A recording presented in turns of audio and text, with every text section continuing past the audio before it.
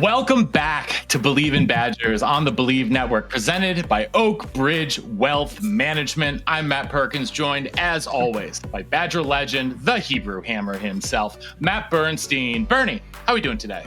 Man, every day with you, Matt Perkins, is a holiday. This is a man's game, a grown-ass man's game on this podcast. And I'm excited to dive into this crazy thing called social media. Also, the internet is undefeated, by the way, but this craziness. And we are gonna, I guess you're gonna intro this, but give us our views on how bananas it is, what we can trust, what we can't trust, what we think. Well, first of all, my instinct is to say trust nothing you trust it all. You're gonna trust none of it or all of it. I mean, who knows? We're going to get into Badger social media today. We're going to call exploring the Badgerverse today. It's the off season. We're feeling a little punchy. So it's spring break. Yeah, so we're going to go see what some of our friends are talking about on social media. Maybe give a couple of our takes here. Maybe you'll like them. Maybe you won't. Tell us what you think in the comments. Let us know. But before we get into anything, got to remind everyone that who will be presented by, Bernie? Dude, Chris Anicetti and Oak Bridge Wealth Management. Get your money right. Absolutely get your money right. If you are a current or future NCAA athlete with NIL deals, there is only one person in the entire universe that you should be talking to, and that's Chris Anicetti and his entire team at Oak Bridge Wealth Management. They will get your money right because they do one thing and one thing only: take care of athletes. They know everything that athletes go through every single day on and off the field. They're going to take care of your money so you can do what you want and focus on what you need to focus on off the field and not have to worry about all that financial stuff, setting up LLCs, getting cars, getting equipment, making sure that NIL money is setting you up for future success. They're going to do that over at Oak Bridge Wealth Management. So get in touch with Chris. Head on over to the website, oakridgewealthmgmt.com. Get in touch with them on Instagram at oakbridgewm_Anicetti. That's oakbridgewm_ANICETE. Chris Anicetti, Oak Ridge Wealth Management. I mean, they've been sponsoring us forever. If you are an athlete, the parent of an athlete, like, we cannot stress enough how important the financials are, especially in 2025. And there's no one better than Chris doing this anywhere. So we are super proud to be presented by him. And we hope that you all get in touch with Chris and get your money right. And are we still betonline.ag? No. BetOnline gone. Good. Gamble somewhere else. I'm kidding. No, they'll be back someday. If they come back, then I will. Everyone always comes back, Bird. They always come back. I'm not a gambler. That's why I go to Chris Anicetti. I'm not gambling my money. Look at what's going on in this world. When you're 70 with your feet up, living in your mansion because you called Chris at 19, isn't that crazy? At 19, maybe even 18, 17. 17. That's exactly what you want to be doing in life. Yep. You own a yacht, a seaplane. Who knows what you own because of Chris Anicetti? Well, here's the thing. Here's the thing that Chris is going to do. Maybe you are someone who likes to gamble a little bit. He's going to show you how to set aside the right amount of money so you're not going to screw over your entire future, but you can still have a little fun. You can still have a little fun. Unless you keep losing, and then it'll not let you do that. Yeah, well, neither Bernie nor I are gamblers, so we don't personally recommend it. That's not our steez. But hey, to each his or her own. Much like social media, Bernie, everyone kind of just creates their own ecosphere. Thank you, algorithm. So, Bernie, it's a wild world out there. It's a wild world. Matt Perkins, let's go in for a second, though. Okay. Every time I go to social media, I see something that I never thought I would literally see. Of course. And it just gets weirder and weirder. People have literal handles that are theirs of doing the most random things over and over and over again. It's literally crazy. We don't have to dive into it, but it's just a banana boat full of crazies. And I think it's hilarious. Everything on Instagram for me is a meme that makes me laugh. I haven't seen a true person's picture in years. I feel like I get like 1 out of every 20 or 30 is a picture of a person, but it's also like just some sort of branded content. So it's like not really like them, but it's like them advertising something or slinging some wellness thing or whatever. Half of my Instagram feed is dogs anyway, so it's usually just like a bunch of like happy dogs running around. Mine's So all kid stuff and like how to fix your knees without going to the doctor, which is I all know. it's all lunacy. But I'm literally, they break you down. Like eventually, I'm going to buy something. Well, I mean, as you well know, I have a lot of back problems. My feet, I have so many back things in my feet. Like I have this dude who's been trying to get me to stretch with him for like 2 years at this point. Do you Like, remember? You'd always watch like Channel 3 or whatever, and it was like the constant people. It was like TV ads, constant TV ad. That's what Instagram has become to me. yeah. It's this constant like buy this. Oh, you get your back, buy this stretcher, back. But the Badgers, though, Matt Perkins. Yeah, so we're talking Badgerverse today, and A lot so, of weird things going on in the off season. yeah, it's a lot of weird. And so we're gonna sort of take a look at some of this stuff through the guise of social media. And Bernie, we're gonna start with maybe our favorite follow on Badger social media, and that's our man Scary Alvarez. So Scary has an interesting take here. Scary saying, for the audio audience, I don't claim to know the nuances inside the room, but it seems clear that Luke Fickell is finally drawing the necessary program culture lines for Wisconsin football. It's not simply talent or star ratings anymore. It's about cultural fit, which was a cornerstone since Alvarez. Will this translate into the wins on the field? I'll just say that it can't hurt. This team didn't look like it knew what it was in 2024. Hopefully now it does. Bernie, I think this is kind of what you were saying. Like, it's a man's game. And a lot of the rhetoric coming out of the program right now seems to be reinstilling this idea of toughness and around and just like a physicality of the way that the team is playing. We heard that from the players that you and I talked to earlier in the spring. I do get at least a general feeling that there is more of an identity, like Scary is, proclaiming here. What do you think? I mean, from what we're seeing in social media and the media, and what we're seeing take place, I think Coach Fickell is like, I'm done, man. I'm done getting my butt kicked because we're soft. And I'm done. And not everyone's soft. I'm not looping the entire team, but all it takes is a couple dudes to be, off the beat or off the trail, and not rowing in the right direction, right? All these things we say, and it's bad news, right? And it seems like we have lost our identity, which Fickell's not he is an identity guy, but like a hard-nosed lunch pail guy, right? And that was his MO in college. He's the undefeated wrestler. I mean, these are you don't become that because you're just, you don't practice, you don't work hard, and you're not, getting beat up and going back out there. So I think he said in the offseason, I'm drawing this line in the sand finally. And you either join me or you get out.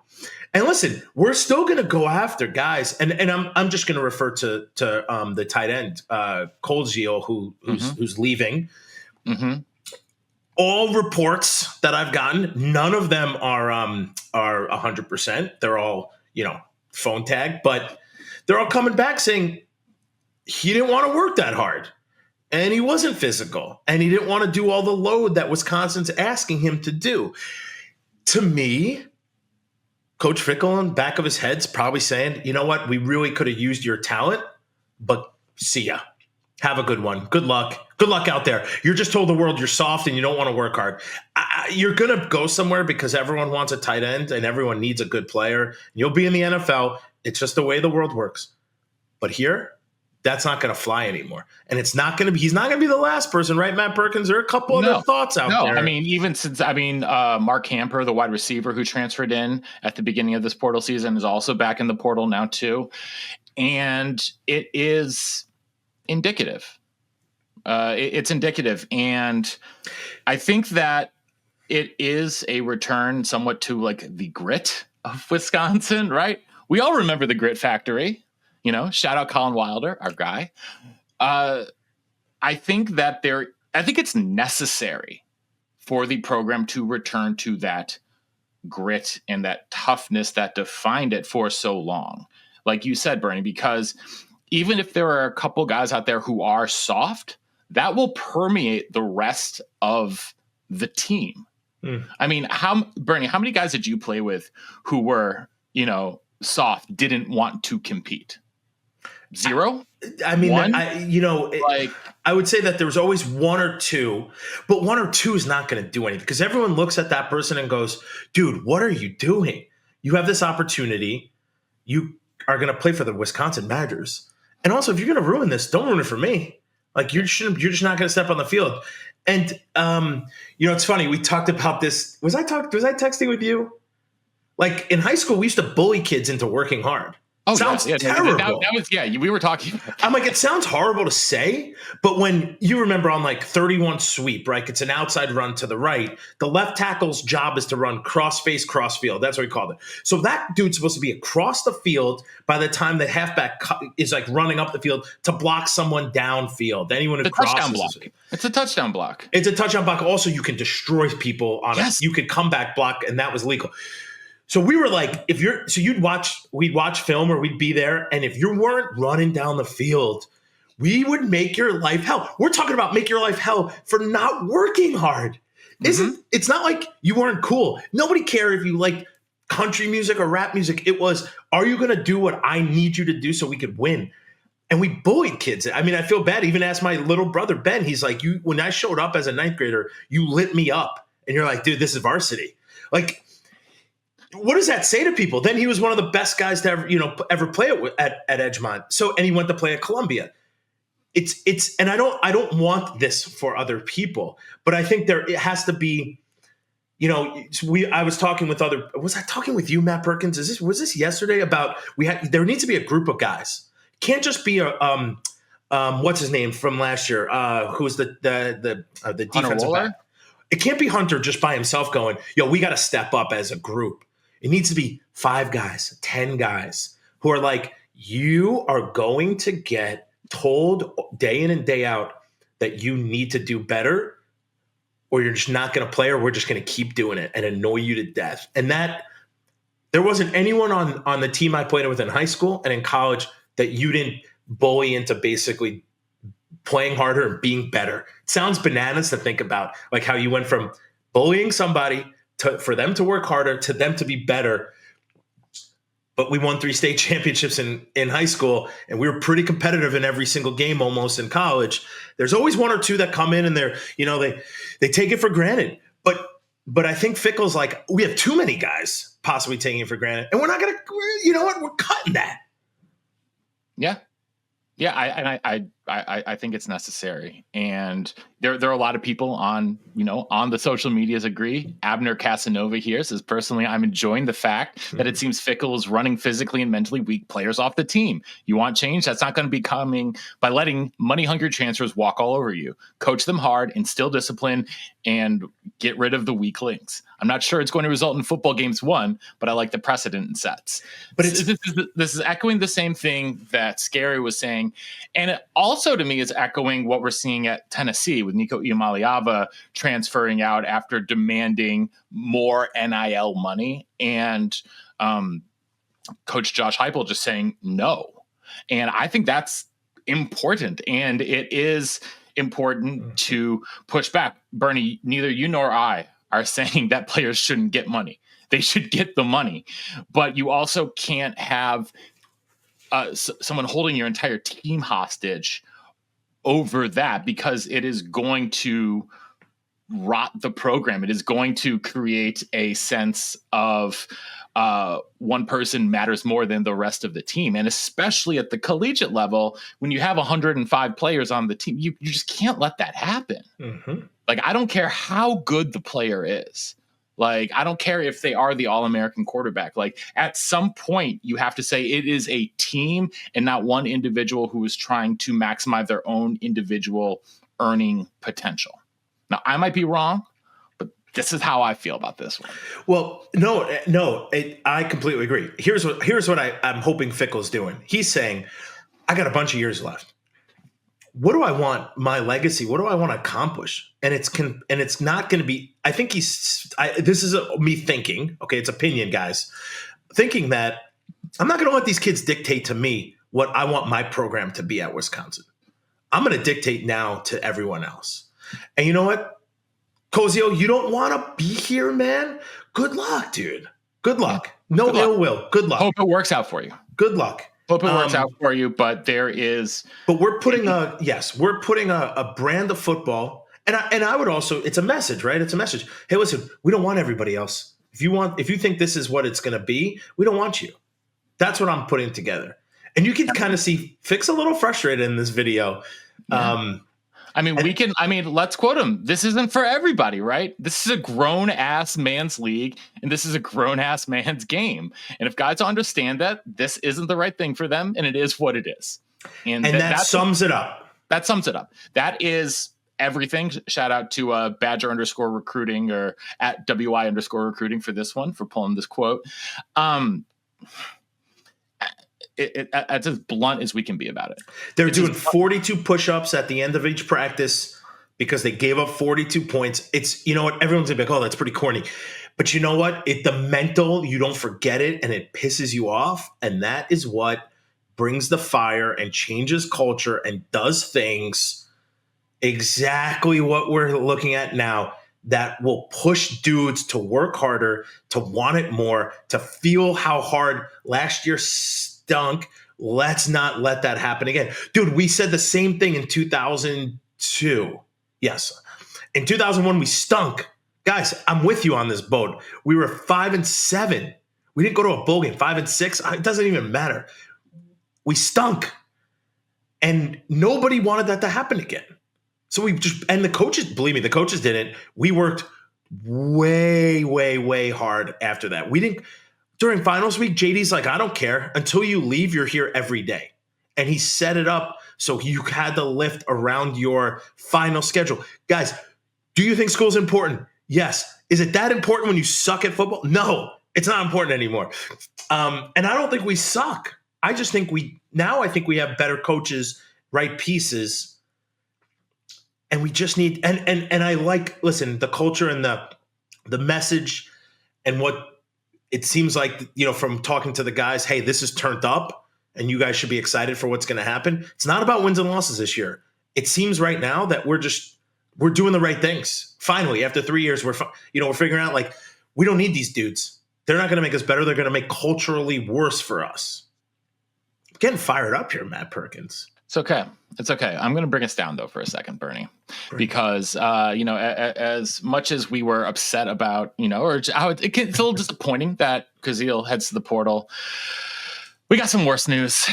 Starting left tackle Kevin Haywood tore his ACL, is going to be out for the season.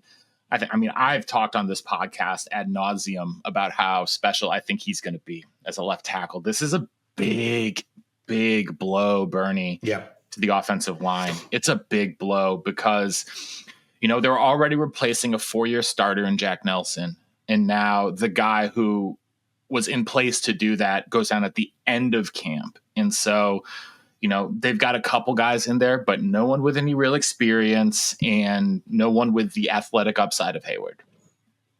And it's concerning. That's really, really tough news coming out at the end of camp here, because again, with a new quarterback and a new offensive system, and they need to keep him upright. And, I worry that whoever they put out there on the left tackle is not going to have the requisite pass blocking skills necessary to really keep the offense going. And so what that means is they're going to be moving more tight ends and more running backs over there to chip and help, less guys out in patterns, etc. And so it's definitely going to be, something they're going to have to work around. I also think it probably means they're going to run the ball even more, especially on the right-hand side of the line. But we'll see. There's a couple different options. Leighton Nelson, the Vanderbilt transfer who came over last year and missed last season with injury, I think is going to be the first guy up. They could kick out Joe Brunner from left guard to left tackle, as well, as he's one of the top returning linemen, but he's so good as a guard. Don't know if he has the lateral quickness necessarily to play left tackle. There's some other younger guys, but if you're looking at throwing a true freshman in there, man, I really worry about that, Burn. Yeah, throw a true freshman in. Listen, again, you think we're going to win 10 games? We're not going to win. I don't think we're I going to never win said 10. we're going to win 10 games. All I'm saying is we need dudes to step up, and you know what? Somebody goes down, you got to step up, man. And you hate to see someone get hurt. Like there's nothing worse than spring ball when someone gets hurt. It is I watched Lee Evans get carted off the field. Like it's god awful. It takes the wind out of everything. Now, I do think you can chip.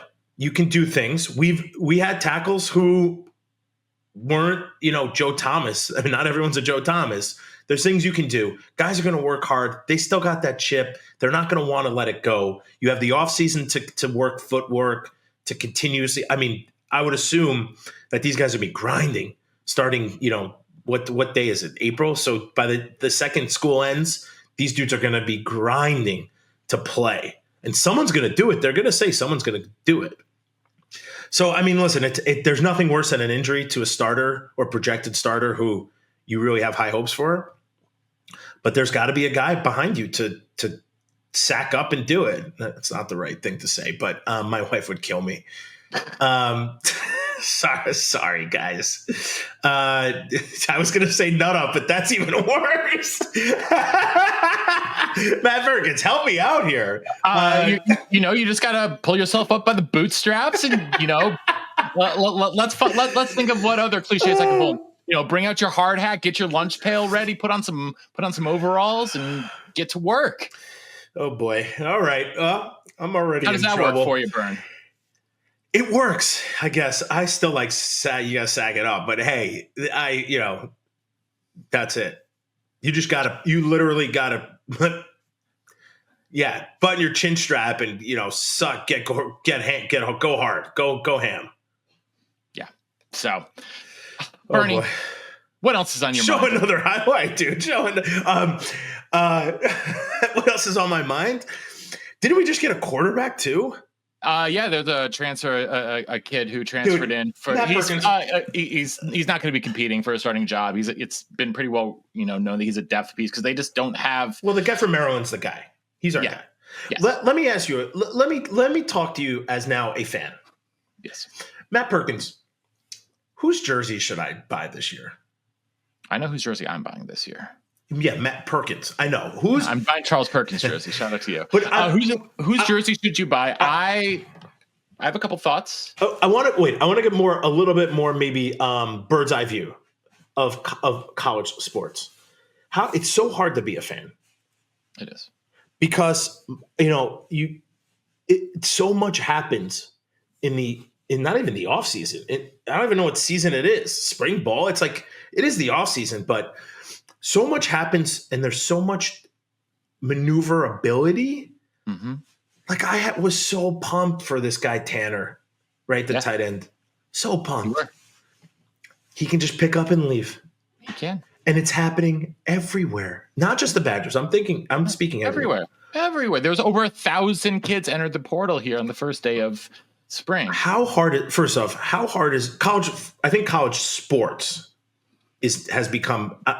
I don't mean this as the individual player is, right? I don't want to disrespect the players.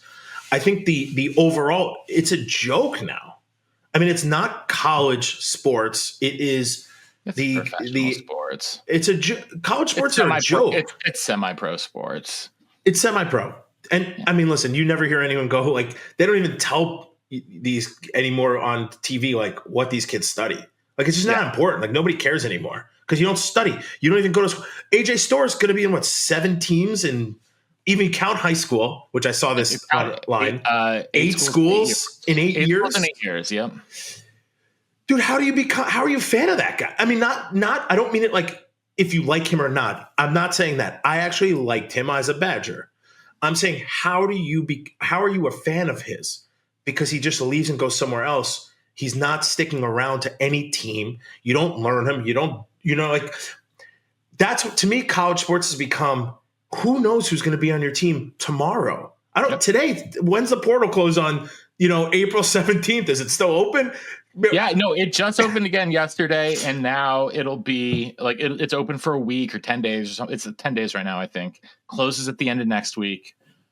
and then we'll know who's on the team supposedly for the fall, but who the frick knows? Because at this point, honestly, like, it doesn't seem like there are any rules or regulations. Like, there are supposedly, but the NCAA to steal from Mike Wilbon is Barney Fife. Like, they're actually not going to do anything or enforce anything. Like, it's a joke. It's a sham. I want to work there. Can we work there? Bernie, I feel like you and I could run it a lot more efficiently than No, I don't want to. I want to run it the exact same way. I want to. Oh, you just don't want to do anything, get paid to do nothing. Oh, so sorry. Yes. Yes. Exactly. Okay. Well, I mean, yes. Who knows? Maybe we can. Matt Perkins, you and me could be the CEO and the CFO, and you know what we'll do every day? I'll wear a full suit. I'll go to my office up in the clouds. We'll watch TV all day, and I'll drink out of a sifter, and I'll smoke cigars inside. Maybe I'll kick my shoes off and put on some loafers. I don't know. And then go home at the end of the day and make $1 million. It sounds great to me. Doesn't working at the NCAA sound amazing? I mean, if you got nothing to do and you're getting paid a pretty penny to do it, I don't see the problem with it. So good for you. Good on you if you choose to do that. Listen, I judge me all you want, but I would be the CEO of the NCAA in 2 heartbeats. I would say yes, and I wouldn't change a thing. I'd do it exactly how it is, and I'd go 50 years just kicking my feet up every day, drinking with you, Matt Perkins. Maybe we should just get a kegerator because we are going to be hanging out every day. Did you have I had a kegerator in my house in college. I don't think we didn't. I mean, we had a kegerator. I was about to say we didn't drink that much. No, we didn't drink that much during the week because you couldn't. Yeah, but Fridays and Saturdays we made up for it. Sundays. Harder on Sundays, though. We had a kegerator and a Jaegerator, and the Jaegerator was very dangerous. The Jaegerator was very dangerous. I do not recommend to anyone. The kegerator, though, was in like the living room, and so it was perfect. It's too easy. It's too easy. College. Why would you not want to be a Badger? Bernie. Take me back. That's going to do it for us here today. Thanks for hopping around the Badgerverse with us. We appreciate it. We'll be back again next week. Will we have a guest? We don't know. Maybe we will. Maybe we won't. Spring break. It's something. You're the worst. Yeah. So, Bernie, happy birthday to Maple. Thank you. Guys, happy Passover, happy Easter, happy Passover, happy Holy Week, happy every other holiday. Yep, happy holidays, happy everything. Happy 40th birthday to my cousin Nick, my OG day one best friend. Shout out to you today, buddy. And I think that's going to do it for us here today on Believe in Badgers on the Believe Network, presented by Oak Bridge Wealth Management. Until next time, thanks for tuning in. On Wisconsin.